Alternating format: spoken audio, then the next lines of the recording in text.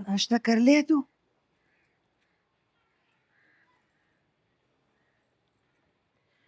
मेरे को भूख कोई नहीं खाना। तेरे पिंड में कितने दिन भूखे रहते हैं तलाक होने के बाद? मेरे को क्या पता, मेरी तो पहले तलाक है। चल, फिर इसका मतलब है कि अभी थोड़े दिन और चलना है तेरा रोना धोना है। भी मेरा कीड़ा कम रह गया है। बस तेरे काम ने दसा मैं। चल, नाश्ता करके ना फिर नहा धो के कपड़े बदल ले, टैक्सी मंगाती हूँ, दोनों चलते हैं शॉपिंग।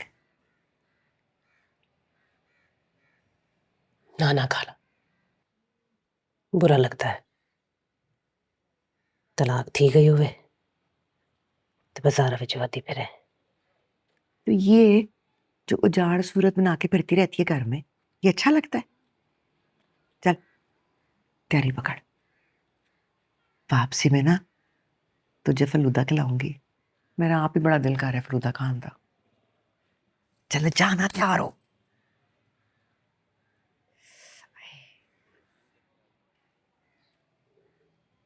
जा, जल्दी, चल जा, दफा हो। तैयार हो क्या? चल जा।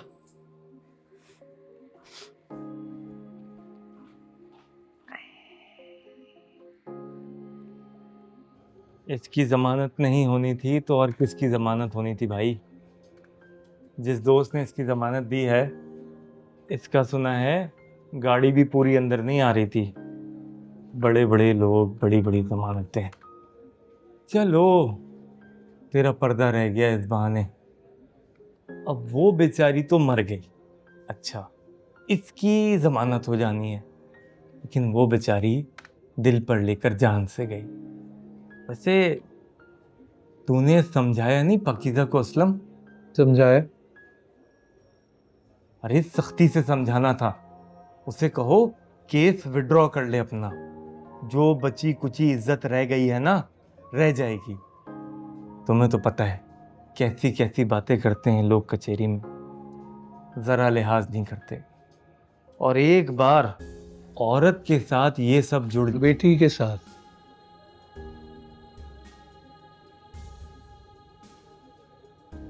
तौबा, अल्लाह तौबा। मैं तो कहता हूँ दुश्मन को भी खुदा बेटे की आजमाइश में ना डाले। तुम्हारे जवान बेटे, सोचो अगर सख्ती से समझाया है और वो नहीं समझती तो डराओ, धमकाओ। उसको बोलो जायदाद से आग कर दूंगा, ताल्लुक खत्म कर दूंगा। जरा सा प्रेशर डालना है, ठीक से समझाना है। ठीक से समझाया इकबाल। मैंने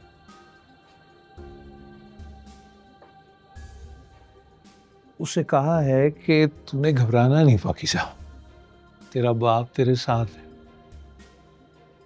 कोई डराए, कोई धमकाए, तूने मुझे बताना है, मैं समझ लूंगा सबको। और डर कर और घबरा कर केस वापस नहीं लेना। सच के रास्ते पे क्या डरना।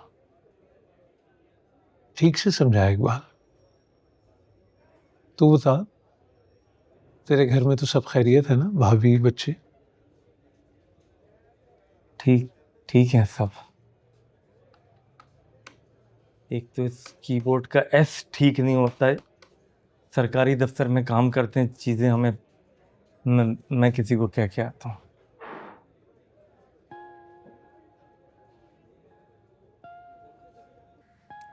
ना, मैं नहीं गई उसके जनाजे पे।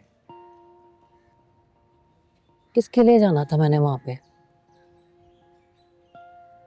और डॉक्टर की बीवी तो कहती फिर रही होगी क्या ही नहीं आलिया आखिरी दफा मुंह देखने के लिए। हाँ भाई, नहीं आई आलिया। खैर वो तो ये भी कहती फिर रही है कि यासीन की माँ पाकीज़ा और उसके घर वालों की वजह से मरी है। मुकदमा जो किया हमने यासीन पे, पूछा करती थी मुझसे छुप छुप के तो मिलने जाती है ना पाकीज़ा से, मिल के आई है ना उससे, घुस जाती है। अब जाए ना तो हाथ जोड़ के उससे माफी मांगना। मेरी औलाद ने बड़ा जुल्म किया उसके साथ, उसे कहना मुझे माफ कर दे। बड़ी बेवकूफ होती है अम्मा ये, बच्चों की मोहब्बत में खुद को कमजोर और बुजदिल बना लेती है। यासीन का गिरेबान नहीं पकड़ सकी, बिस्तर पकड़ के बैठ गई, उसके गुनाहों पे पर्दा डाल के बैठी रही और फिर जाके कब्र में छुप गई। मैं कौन सी मुख्तलिफ हूं, मैं भी तो वैसी ही हूं। हर रोज अकबर को रोटी पका के देती हूँ, वही जो सड़क में तुझे रोक के गाली देता है। असगर पे कपड़े धोती हूँ, जिसे तेरे मुकदमे से ज्यादा टीवी पे इंटरव्यू देने के।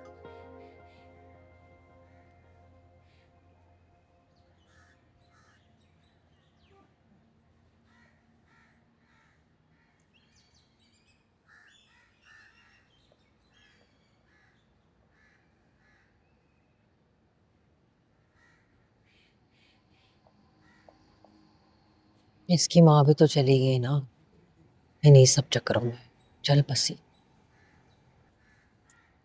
हम माओ के यही काम रह गए कि बस जाने देती रह। सच पूछ पाकीज़ा, मैंने तो कभी इसके सर पे हाथ तक नहीं फेरा, ना ही कभी इसे नजर भर के देखा है कि ये तो मेरा दामाद है। लगता ही नहीं कि तेरा शौहर है।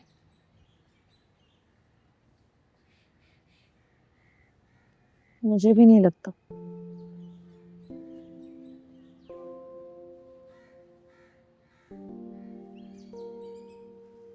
आसिम साहब, जनाजा पढ़ के सीधा इधर ही आ रहा हूं। इंसानी हमदर्दी की खातिर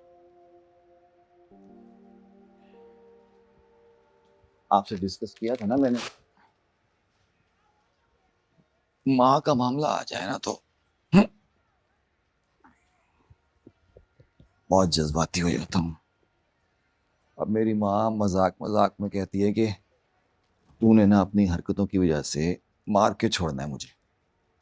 मैंने आज उसको सुबह कसम दे दी कि आइंदा ये जुमला दोबारा ना बोलना।